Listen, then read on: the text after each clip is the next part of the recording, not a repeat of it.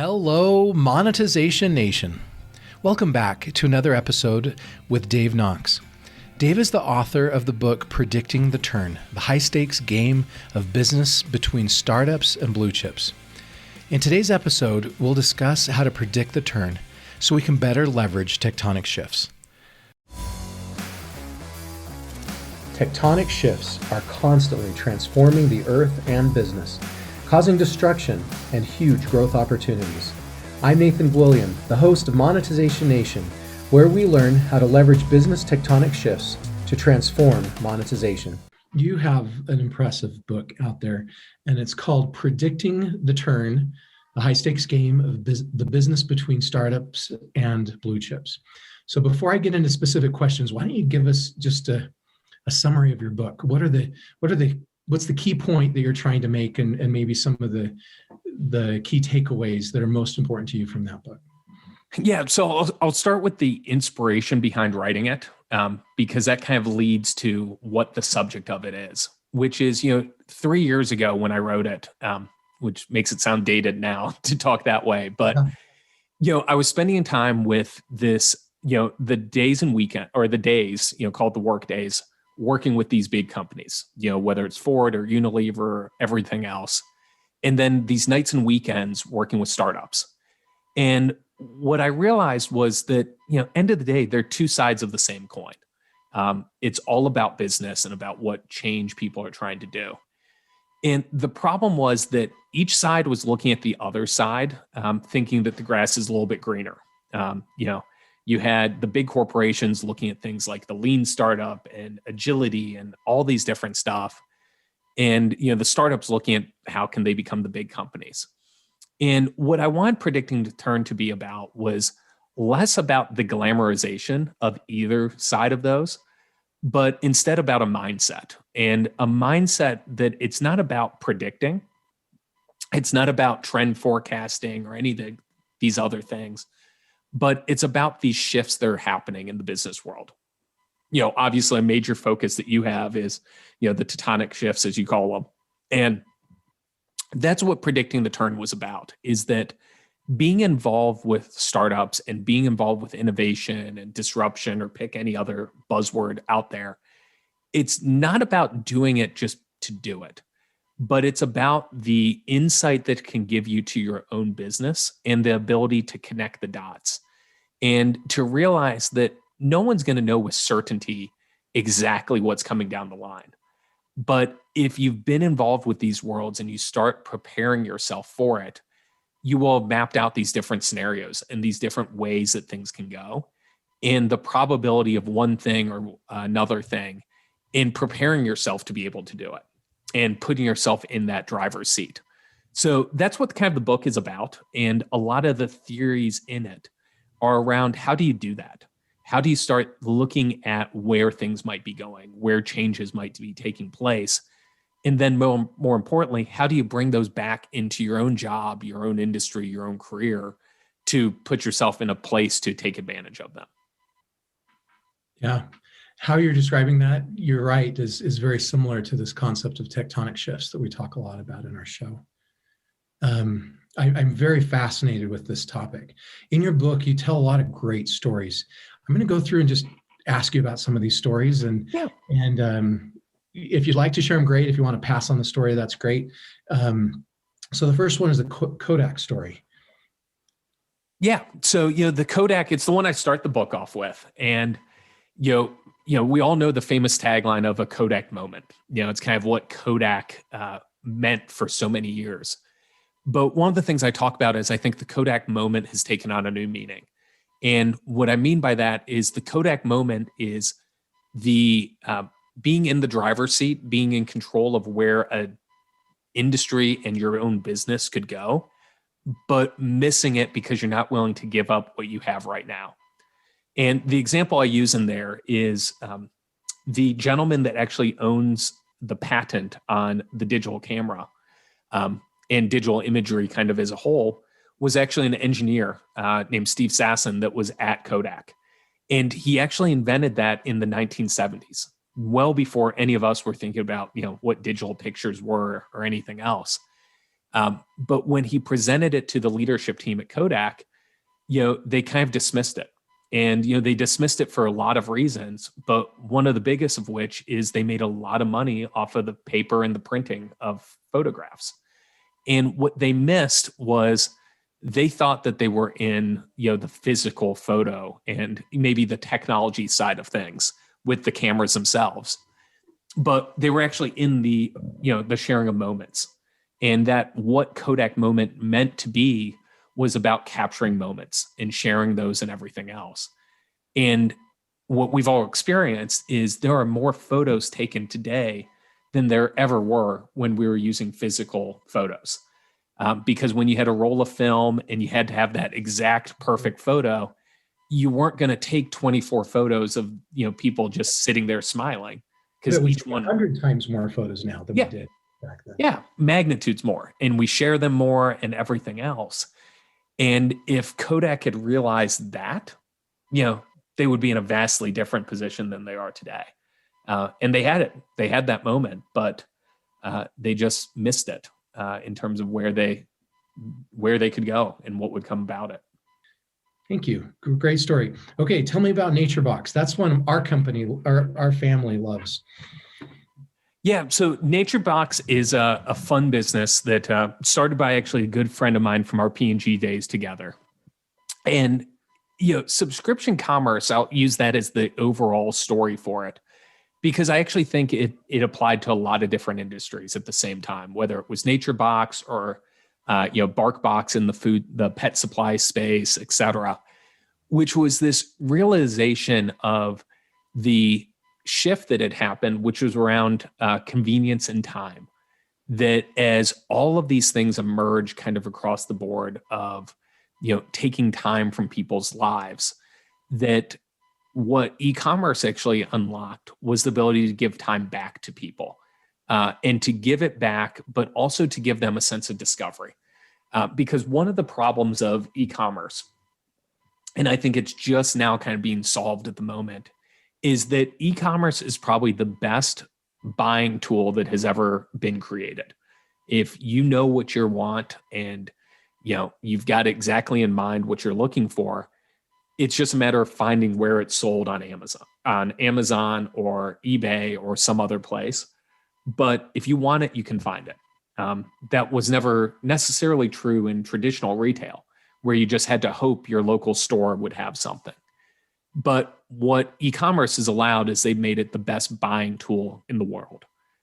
Where it's fallen historically a little bit flat is in being a shopping tool. And shopping is an inherent human behavior. We're gatherers, and we love to explore and to see and to learn.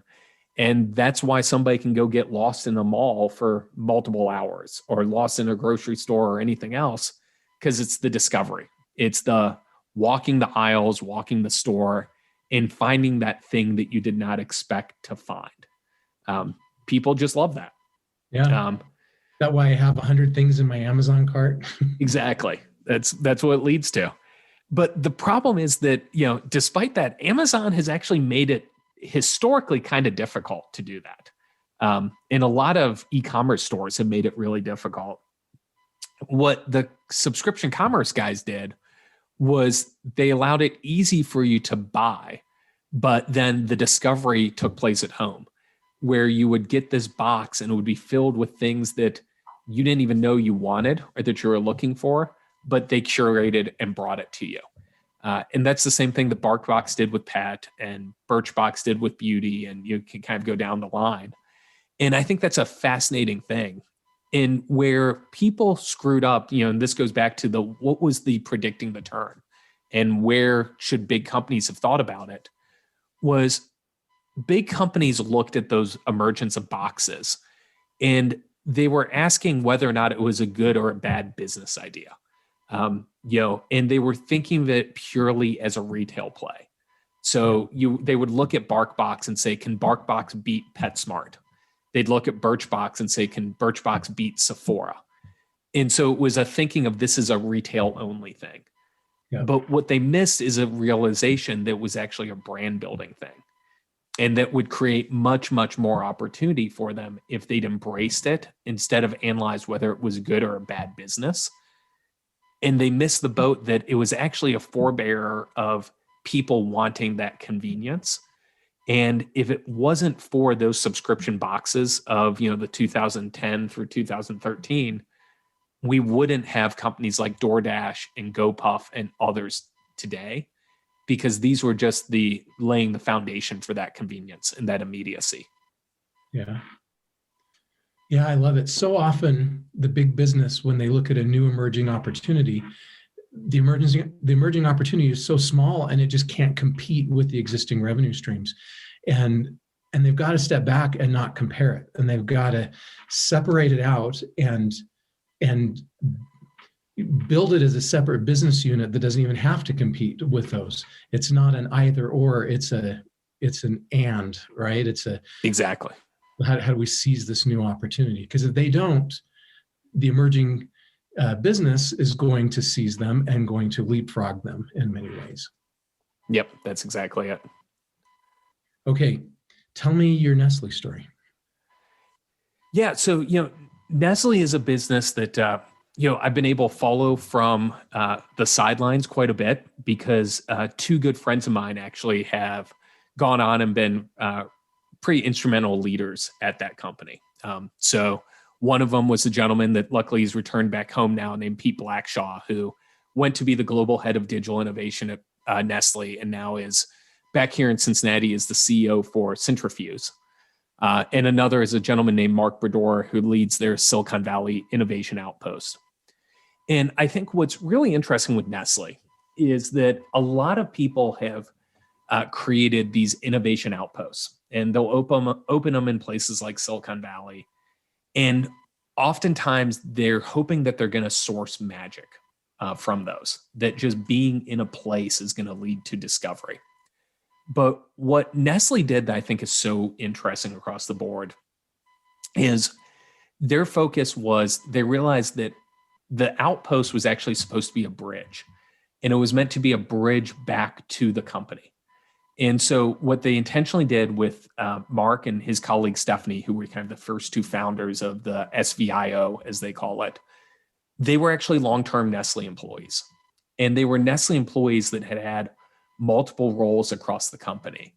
And why that was important is a company like Nestle, it's a Swiss-based company headquartered in Vevey, Switzerland, but it's got offices across the globe. It's got, the Nespresso team in one place, the Nestle Waters team, the Nestle USA team, the Stouffer's team, go across the board, and they're all over. And the problem was that if you were a brand that was in Silicon Valley, the startups you're working with, they don't care about all those differences. They just know that your business card says Nestle on it. And can you actually help make the connections to the right people? And with the choice that the SVIO made of bringing industry, people from within the company that knew that bridge and could be that connection, they were able to do that in a really meaningful way. And when they came across an opportunity, they knew who to go to. And the problem that, if you look at a lot of the other companies, they would go hire somebody from Google or Apple or whatever else, because they thought, we need a Silicon Valley native to do this work for us. But those people might have been really good externally, but they didn't know the connections internally, and they didn't know how to be those bridges and do all that work. So that's why I think it's fascinating with the SVIO, and what Nestle has kind of done as a whole is they've used that not as the load-bearing wall and the only solution, but they intentionally have that word outpost. It is part of the company that is someplace else that is going to have those connections back to the company overall and help them kind of predict the turn and see what's going on out there. Tell me another story or two that are your favorites from the book. I can make sure I get the best ones in. Yeah. So, I think, one of the things I pay a lot of attention to is where things actually go afterwards. And, as I mentioned, the book's kind of a moment in time that was out there and written. And what I've been really fortunate with is that the book has given me the opportunity to do a lot of keynote speeches in a lot of different companies and a lot of different places kind of over the years. And I say that because sometimes the stories that you originally told actually change and evolve over the time, sometimes for the good, sometimes for the bad. So one of those, I guess you could call it for the bad, is a story I loved, which is what Under Armour was doing. And, Under Armour, if you've studied them as a business over the last 4 to 5 years, it's been a really tough road for them. They were a business that came from nowhere, really overtook the entire industry, and actually became the number 2 market share company in the athletic space in a pretty short order when you think about other things. And so right around the time when the book was written, they had just done 3 pretty massive acquisitions in the digital space. They had bought basically the 3 leading digital fitness tracking companies that were out there. And when you looked at those acquisitions, the thing that they talked about was that they were living in an industry where it was about the celebrity endorser, the Michael Jordan, the LeBron, et cetera. And they didn't believe that they could necessarily compete toe to toe with a Nike in terms of that and the dollars that were spent, et cetera. And so what they decided to do instead was to compete with the everyday athlete, empowering you and I through data to become better athletes or just to accomplish whatever fitness goals we might personally have. So they had bought these tools to be able to go do that. And, my theory at the time was that was them predicting the turn of where things were going to go and where the market was going to turn out. The thing is that they actually got it right on the data side of things, but they didn't get right on the manifestation of it. Because if you look at what's played out with that digitization of fitness and exercise, that trend that Under Armour had recognized is partially what gave rise to Peloton and Tonal and to all of these other companies out there. They just missed what that manifestation was going to be. And so I think it's a lesson in what predicting the turn means, because it's not about saying for sure this is the tactical answer, but it's instead starting with here's how I think something is going to play out. How can we have all of the different? And the problem is Under Armour went all in with the belief of it's going to be in the fitness tracker side of things. And what they probably should have done is actually spread those bets a little bit more and maybe bought one of those fitness trackers and taken those dollars and put those into other things in the belief of digital and data and what that manifestation might have been. So yeah. They should have had you consulting for them on that acquisition. Hey, they had smart people. They just they went a little hard on the buying spree, if you will. Yeah. And I was a stock owner, so I wish it hadn't turned out that way, but I've been holding that portfolio for a long time. What do you believe is the biggest tectonic shift happening today that's affecting business? Yeah, I think the biggest shift is the passion we started with at the beginning of this, which is the rise of entrepreneurship. And what I mean by that is, one, we're seeing it with COVID play out right now, that business starts have never been higher across the board. But really what it's about is that entrepreneurship inherently has always had, barriers that were out there and, access to capital, cost of starting a business, go down the list of all the things out there. And what's amazing today is the tools that have emerged that allow you to start a business in a space that you probably never could have done one before. Think about just with e-commerce. You and I can go stand up a Shopify store, an Etsy store, an eBay store, an Amazon fulfillment in a matter of hours at most, when just 10 years ago to do that and to create an e-commerce site that could allow a third party to buy from you, to get something shipped, to accept payment, that was going to take tens, if not hundreds of thousands of dollars and a whole lot more time. Yeah. And so we have all of these things that are emerging that allow entrepreneurship to be not easier, because entrepreneurship is the best and worst job you'll ever have in your life of the roller coaster, but the getting it starting to be easier and to be more attainable for a lot of people. And that, I think, we're just seeing the impact of. If you look just over the last decade, the number of new consumer brands that have emerged over the last decade is because of that, because the barrier to entry is getting lower. The ability to work with a contract manufacturer to create a product and to make a product, a way to do fulfillment using third-party logistics and everything else. Like, we're just starting to see the ramifications of that. And I really think we're emerging in a world where I'm not sure if we're ever going to have another $1 billion consumer brand out there, but we're going to see all the $1 billion brands broken into a lot of $100 million brands that were created by entrepreneurs, and really more personalized versus mass. I remember when I started my first business and I had to build my own mail server and I had to host my own websites, and we had to, all of our coding was 100% from scratch.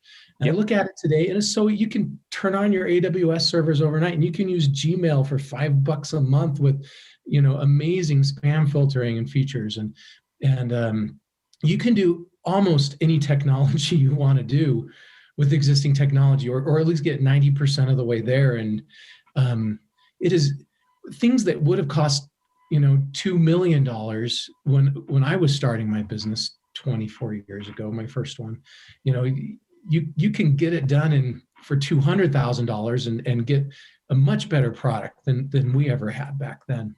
And then you can follow upgrade paths. And I see that as a huge tectonic shift. And it's so much easier to get an entrepreneurial venture going today, leveraging existing technologies. And I guess the advice I would give is, if you're a new entrepreneur and you don't understand the existing technologies that you can leverage, and some developer is telling you have to build it from scratch, go get a second opinion. Because it's so much easier than, and the vast majority of things you do not have to build from scratch. And honestly, if you have to build it from scratch, you might reconsider your business model and find something where you can leverage existing technologies. That's exactly it. It's such a true and such great advice. All right. What is the biggest failure or mistake that you have made in your career, and what did you learn from it? It's always an interesting one of how introspective to get on things of that nature. For me, it's, I think every mistake, there's been plenty of businesses that I've lost a lot of money on, kind of across the board. And I'd say there's a few commonalities with all of those, but one of the things that kind of goes back and what shapes how I think about from an entrepreneurship is, as an investor, when I've looked at businesses and those where I've lost money on as a result, almost every time the reason for it was betting on the idea instead of betting on the person. It was looking at an idea, seeing the potential, knowing if it was just shifted this way or that way, believing it would unlock something drastic.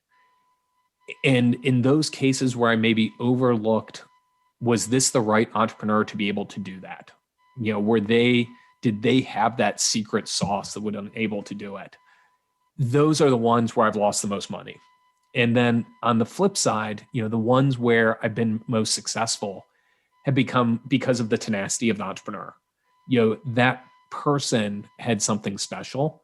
And oftentimes the thing they ended up building wasn't necessarily the thing I even invested in. But the person didn't change. The person was the same. They were the one driving and doing that. And so, opportunity to make it work. Yeah, exactly. And, for me, that's been a really big lesson is, it's end of the day, business it might be about dollars and cents, but it's ultimately a person and a people game. And, betting on the people, whether it's the people at your company that you hire, the partners that you have, or the folks you invest in, that is worth, that's number 1, 2, and 3 on my list when I look at something. And the idea is, number 4 at best. Thank you so much, Dave, for sharing your stories and knowledge with us today. Here are some of my key takeaways from this episode. Number one, in business, we'll never know with certainty what's going to happen next, but we can start preparing ourselves and map out different ways and scenarios of how things can go. Number two, big companies should look at emerging business opportunities as separate business units that don't have to compete with existing resources. Number three, instead of building from scratch, always try to leverage existing technologies to build our business. It generally saves time and money. Number four, when we're looking to invest in a new business, it's important to not just focus on the idea, but also on the people who are going to execute that idea. If you enjoyed this interview and want to learn more about Dave or connect with him, you can find him on LinkedIn or visit his website at predictingtheturn.com or his company website at natureswillowbalm.com. You can also find his book on Amazon, and there's links to all of these websites in the blog post for this episode at monetizationnation.com. Do you want to be a better digital monetizer? Then please follow these channels to receive free digital monetization content. Number one, get a free monetization assessment of your business or subscribe to the free Monetization e-magazine at monetizationnation.com. Number two, you can subscribe to the Monetization Nation podcast or YouTube channel. And number three, please follow Monetization Nation on Instagram and Twitter. What's the biggest turn or tectonic shift you've seen in your career? Please join our private Monetization Nation Facebook group and share your insights with other digital monetizers. Thanks for joining me for this episode. I wish you success in predicting the turns in your business so you can leverage the tectonic shifts. Do you want to become a better digital monetizer? To receive great monetization stories and secrets, please go to monetizationnation.com and join free. And if you liked today's episode, please subscribe to the show and share it.